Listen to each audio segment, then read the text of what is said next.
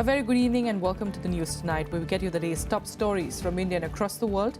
I'm Tracy Shilchi. Let's start the show with the headlines. Parliament adjourns sine die. Budget session ends with Rajya Sabha clearing 14 bills and Lok Sabha passing 21 bills. 4 crucial bills on GST is passed in this session.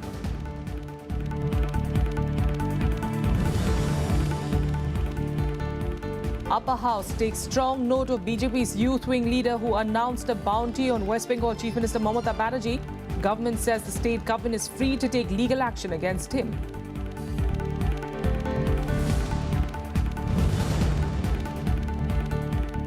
Congress-led opposition delegation meets President Pranab Mukherjee to discuss alleged tampering of EVMs.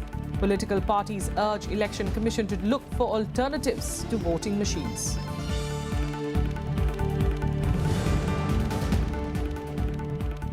And voting concludes for the by-polls to the Malappuram Lok Sabha seat in Kerala and the Assembly seat of Upper Burtu constituency in Sikkim. EC orders repolling in 38 stations in Srinagar tomorrow.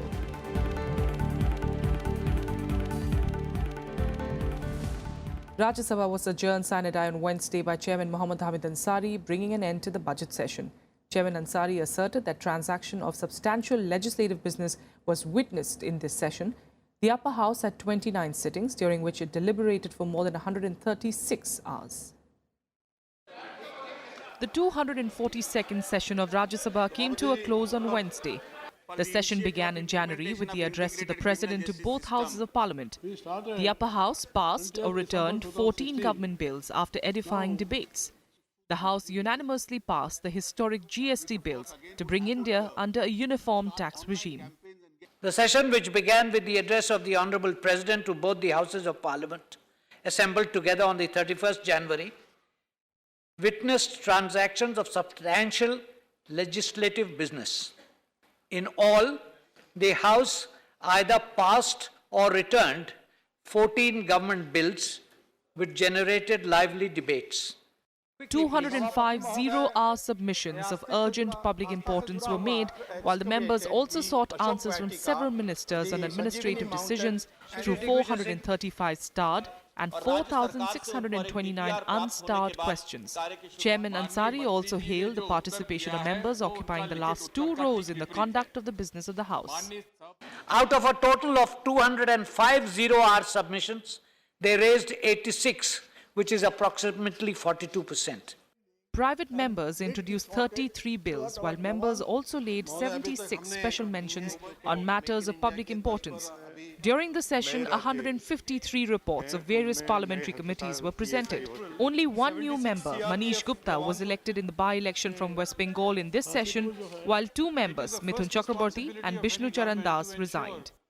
I take this opportunity to thank the Leader of the House, the Leader of the Opposition, Ministers of Parliamentary Affairs, the leaders of various parties and groups, and the honourable members for the cooperation extended by them in the overall functioning of the House.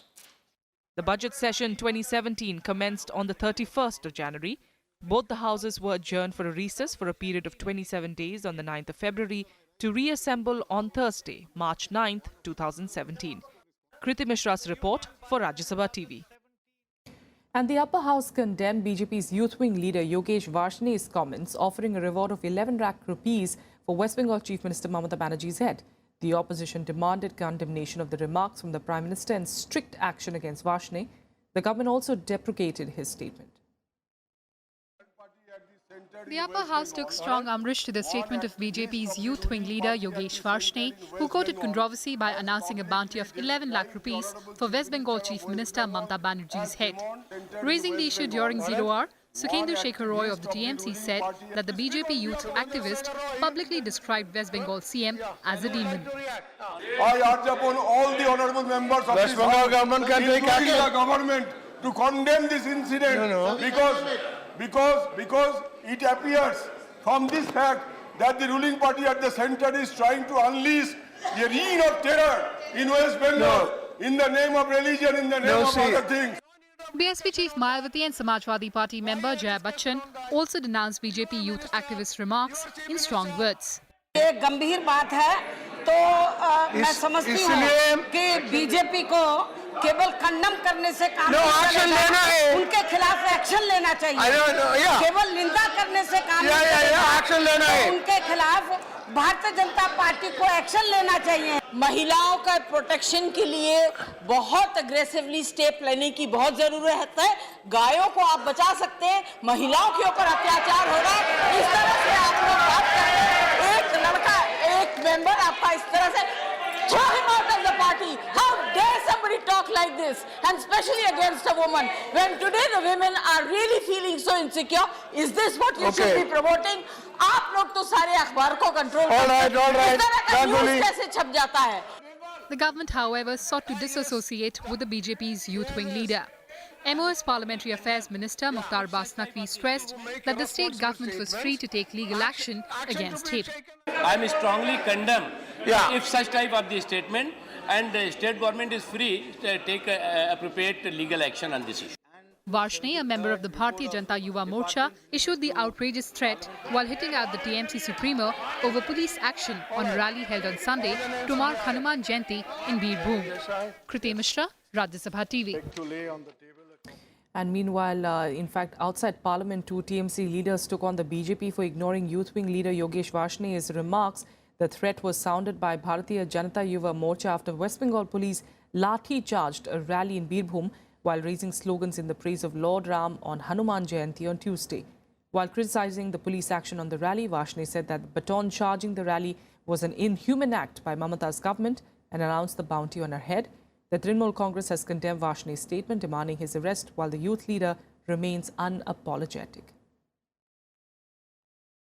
Let's listen in to those reactions that came in earlier today.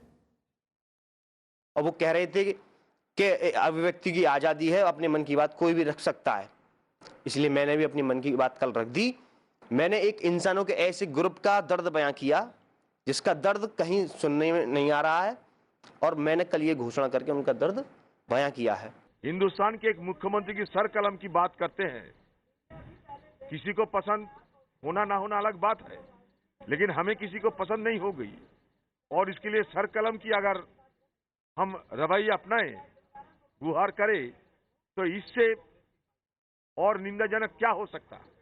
मैं इसलिए जो इस तरीके की घटिया टिप्पणी किए हैं उनके खिलाफ सख्त से सख्त कार्रवाई हो, इसके लिए मैं इसका आग्रह करता हूं। Meanwhile, Deputy Chairman of Rajya Sabha, PJ Kurian, urged the government on Wednesday to keep a close watch on television channels that try to spread communal disharmony. The government also promised stern action against such channels. Cutting across party lines, members condemned channels that try to weaken the secular fabric of the nation. Raising the issue through a zero-hour submission, Javed Ali Khan of the SP demanded a ban on a TV channel that he said was involved in creating communal disharmony in Sambal district of Uttar Pradesh. इस तरीके की अगर नीतियां कोई channel चलाएगा, हमारी सरकार मूकदर्शक क्यों बनी हुई है? सरकार क्या उस चैनल को बंद नहीं कर सकती? सरकार क्या जांच नहीं कर सकती? वो लगातार ऐसे आह्वान करके प्लेसेस ऑफ वर्शिप एक्ट 1991 को Deputy Chairman PJ Kurian urged the government to take note of such incidents and underscored that channels can't be allowed to spread communal disharmony in the country. Media की स्वतंत्रता ठीक है, होना है, लेकिन communal disharmony फैलाना उनका काम नहीं है। अब देखिए, that's all. They cannot spread communal disharmony. Yeah, I agree. So government should have a watch on this. The government also assured the House of initiating a probe into the matter and taking strict action against the guilty. MOS Parliamentary Affairs Mukhtar Abbas Naqvi clarified that media cannot use its independence to vitiate the secular environment. Media की स्वतंत्रता अपनी जगह है, लेकिन वो इतनी भी स्वतंत्रता ना हो जिससे कि किसी भी समाज के किसी भी हिस्से का, देश भी किसी भी कोने का सांप्रदायिक सौहार्द बिगड़े। जो बात कही गई और जिस तरह से दिखाया गया है उसमें, उसको हमने ध्यान में लिया है और हम उसको कैसे जो आवश्यक होगा। Members across political spectrum associated with Khan on the issue and demanded stern action against such channels. Kriti Mishra, Rajya Sabha TV.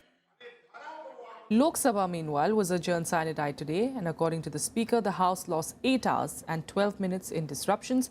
but also worked overtime for over 48 hours. The second part of the budget session had commenced on the 9th of March. The budget session of Lok Sabha was adjourned sine die on Wednesday. The session saw the passage of 23 bills, including 4 crucial legislations related to implementation of the GST. Speaker Sumitra Mahajan also hailed the tabling of the combined general and rail budget on February 1st, calling it a historic step. सभा ने 28 घंटे और 40 minute देर तक बैठकर urgent government business भी पूरा पारित किया और यह सभी बातें अत्यंत सार्थक और उत्पादक सत्र ये रहा है जो हमारी सबके साथ के लिए भी बहुत अनुकूल है. The House also passed the Maternity Benefit Amendment Bill 2016, the Enemy Property Bill, the Mental Health Care Bill, Motor Vehicles Amendment Bill of 2016, HIV and AIDS Prevention and Control Bill of 2017, and the 123rd Constitution Amendment Bill, and the Specified Banknotes Cessation of Liabilities Bill of 2017. The two-part session, which commenced on January 31st with the President's address to a joint sitting of Parliament, had 29 sittings, clocking 176 hours and 39 minutes. The lower house also lost 8 hours and 12 minutes due to disruptions. With Ravindra Singh Sharon, Pranav Goswami for Rajya Sabha Television. Now to other news, and retail inflation increased marginally to 3.81% in March after a surge in the price of a few food items. Industrial output measured by the industrial production figures shrank by 1.2% in February. Here are all the details. Consumer price inflation rose marginally to 3.81% in March compared with 3.65% in February. Retail food inflation stood at 1.93% in March, slightly lower than 2.01% in February as prices of pulses and vegetables fell by 8%. However, sugar and confectionery turned costlier by 16.5%, while prices of snacks, sweets and prepared meals shot up by 6.13%. Industrial production contracted by 1.2% in February with a sharp dip in manufacturing sector. In contrast, IIP grew 3.27% in January, while mining sector grew by 3.3% in February. Manufacturing declined by 2% and electricity production expanded by a mere 0.3% in the month as compared to February 2016. The Reserve Bank of India kept its key lending rate unchanged last week. For 2017 and 18, RBI projected retail inflation to average 4.5% in the first half and 5% in the second half. Kriti Mishra's report for Rajya Sabha TV. And petrol and diesel prices are set to change on a daily basis in keeping with international rates starting the 1st of May. Major oil companies will roll out the plan on a trial basis in 5 cities, Puducherry, Vizag, Udaipur, Jamshedpur and Chandigarh, and gradually extend it all over the country. Fuel retailers currently revise the rates on the 1st and the 16th of every month based on the average international price of the fuel in the preceding fortnight and currency exchange rate.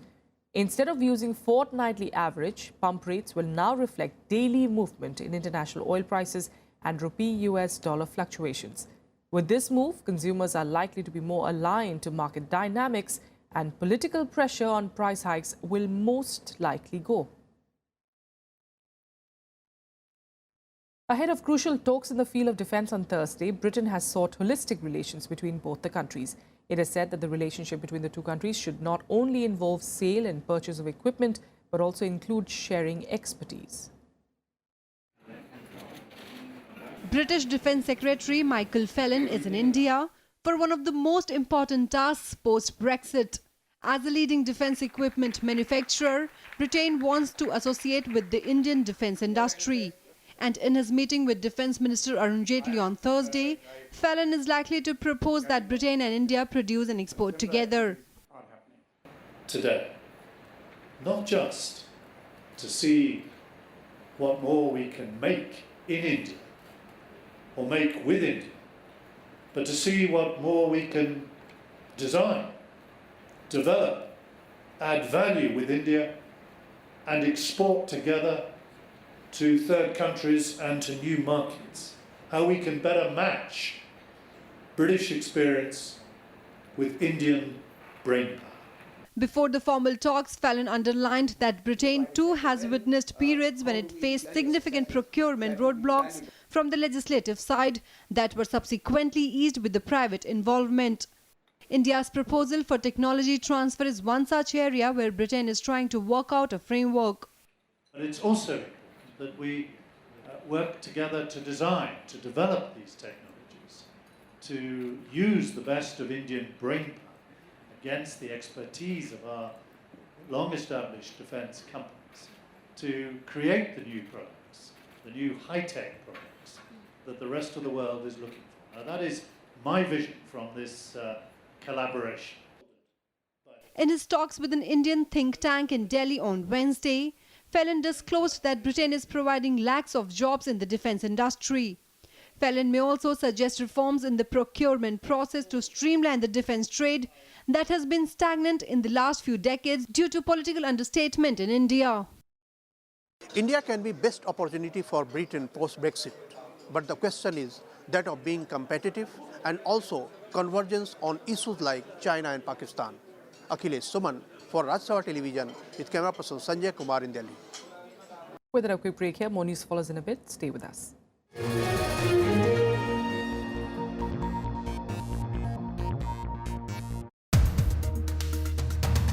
Leaders like Jay Panda, Tathagat Satpathy, we've seen them involved in a Twitter war recently. What is this symptom actually? These are individuals I don't want to comment upon. There are no other senior leaders where there is a problem.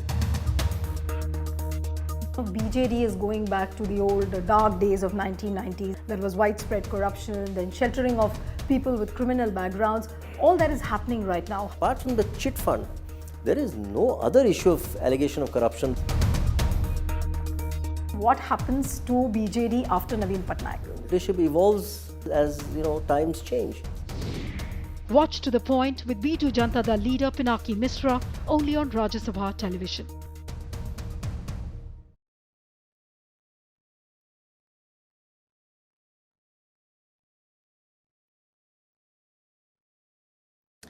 All right, with that, let's get you some more news. In fact, coming in, opposition parties met President Pranab Mukherjee today to raise their concerns, especially over the EVM issue, seeking his urgent intervention to ensure the rule of law in the country. The delegation was led by Congress President Sonia Gandhi and former Prime Minister Manmohan Singh. A memorandum presented to the President lists their concerns, which include the attack by cow vigilantes in Alwar and what opposition call efforts to muzzle the voices of dissent. They also urged the President to ensure that constitutional democracy and fundamental rights of citizens are protected. The delegation also raised the issue of alleged EVM tampering during their meeting. After the meeting, Congress leader Ghulam Nabi Azad addressed the press, saying that environment of fear and insecurity is prevailing in the country. And now let's listen in to those reactions that came in after the meeting with the President. The environment of fear and insecurity is prevailing in the country, and voices of dissent are being muzzled. In democracy, rule of law must prevail, but self-styled lumpen elements have indulged in violence, mob lynching of citizens, and harassment is being witnessed across the country. Critical appointments have been made arbitrarily, bypassing the parliament and other institutions. Key bills are being disguised as money bills to bypass and undermine the constitutional position of Rajya Sabha. By-elections to the Lok Sabha seat of Malappuram in Kerala and the Assembly constituency of Upper Burthok in Sikkim were held today. 71% voting was recorded today in Malappuram by-poll. The seat fell vacant after the death of former Union Minister and IUML leader E. Ahmed in February this year. Results of the Kerala elections will be declared on the 17th of April. In Sikkim's Upper Burthok, 16 polling stations were set up in the constituency. 8 of them have been declared critical. More than 150 police personnel from Sikkim Armed Forces were deployed to check any untoward incident during the by-elections. Results for the seat will be declared on the 15th of April. The Election Commission has also reordered polling in 38 polling stations of Srinagar Lok Sabha seat tomorrow.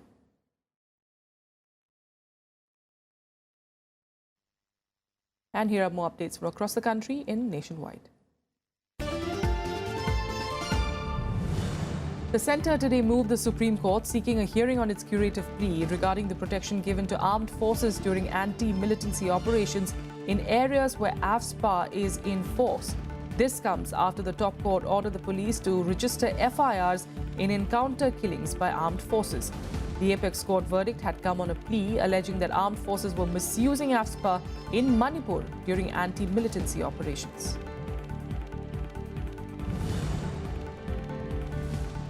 Former Union Minister Akhilesh Das Gupta died in Lucknow today after a cardiac arrest. He was a Rajya Sabha member and Minister of Steel for the Congress government. Gupta suffered a massive heart attack and was rushed to hospital where he died in the wee hours.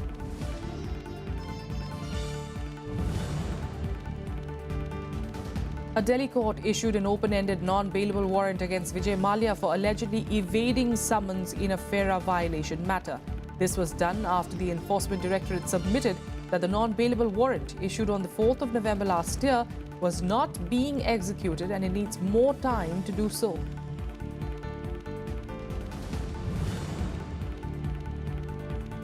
Odisha Chief Minister Naveen Patnaik on Wednesday visited Bhadrak and promised stern action against those responsible for the violence. Appealing to the people to maintain peace and harmony, the Chief Minister said that full compensation will be provided to those affected. The administration has made arrangements to ensure availability of essential commodities to prevent hoarding and price hike.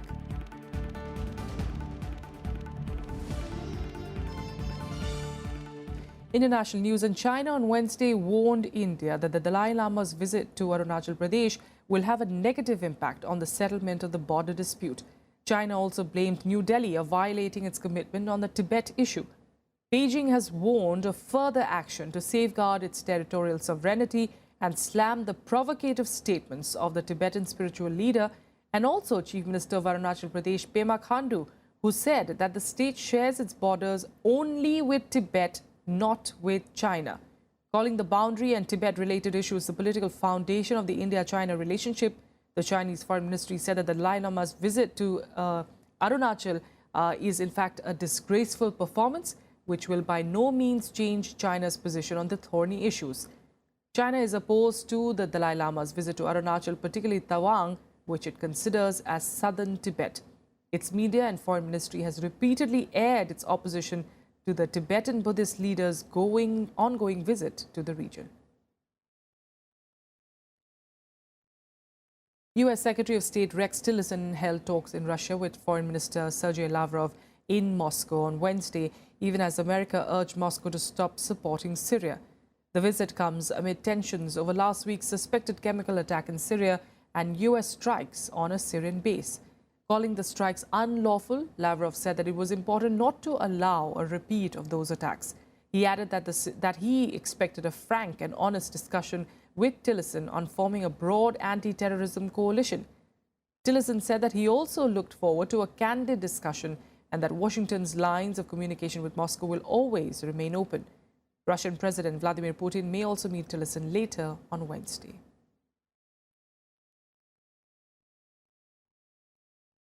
And here's a reaction from the U.S. Secretary of State.